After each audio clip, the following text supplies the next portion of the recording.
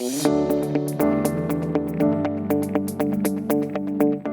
paper is about 4 theories: gendering of careers, the glass ceiling, gender stereotypes, and work-life balance. All of this about the inclusion of women in the technology sector, having a certain face validity when we look at the country Nigeria.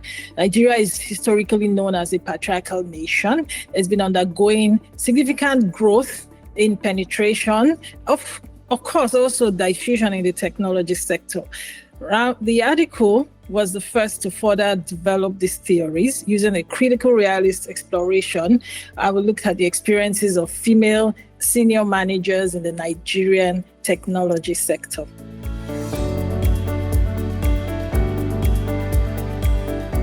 This project was inspired by my career experiences while I was working in the technology sector straight out of school.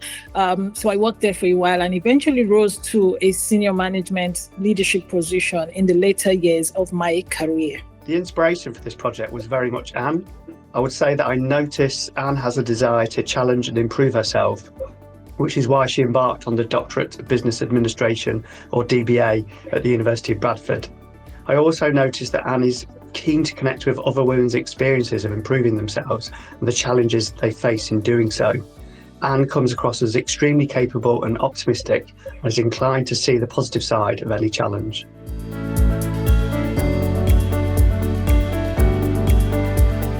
Came to work together by chance. I was working on this research topic for my doctoral thesis at the University of Bradford, and my supervisors, they just kept abandoning ship. And eventually, Peter was assigned to me, and the rest is history. I joined the University of Bradford with a history of research and people's experiences of healthcare and how to improve them. This has included gendered experiences of healthcare, and as I built relationships with colleagues across the university, I learned about Anne's research. I was incredibly privileged to have the opportunity to become her supervisor.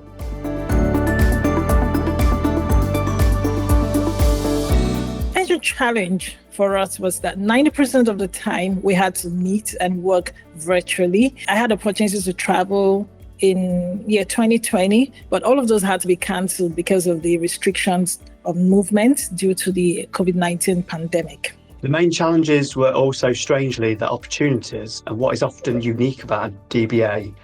Anne was an international student based in Nigeria, so there was limited opportunity to connect informally and build a good working relationship. This also meant that Anne had little opportunity to connect with my other research students as they joined the team. Had Anne lived locally, I could imagine that she would have welcomed them with open arms and took them under her wing.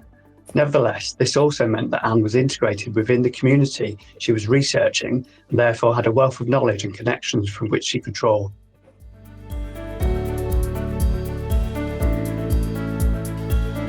It was surprising to uncover that despite the narratives of discrimination, work-life conflicts that African women particularly face living in a patriarchal nation, working in a gendered organization, and occupying a gendered role. The participants in this study, they remained ambitious and driven to get to the pinnacle of their careers. Now they had developed coping mechanisms and this worked for them, and they were eventually living the best version of themselves. So this was really surprising for us. The 4 theories of the lack of inclusion of women in the technology sector are really well developed with hundreds of research publications. So I was really quite surprised to see how little was from and or about Africa, and opened my eyes to the thriving technology sector in Nigeria.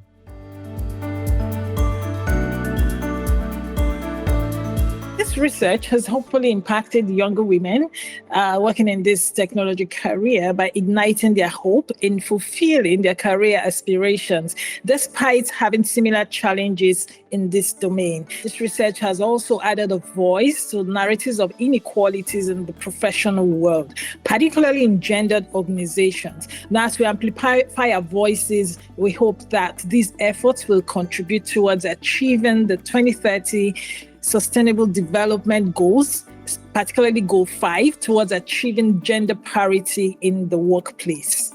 Anne has done such a fantastic job that I want to share her work with as many students as possible. My other postgraduate researchers were really pleased to see her pass her DBA and become a doctor. They were also really pleased to see that Anne had published her research and it had won this Research Development Award.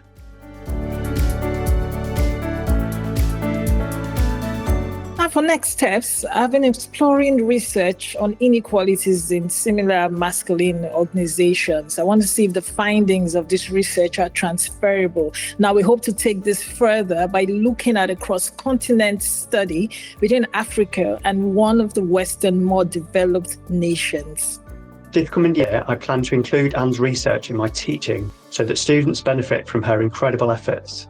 I have a topic on coaching psychology and can imagine using this research to get them thinking about how they would use their skills to advise others who want to scale the barriers they face in the workplace.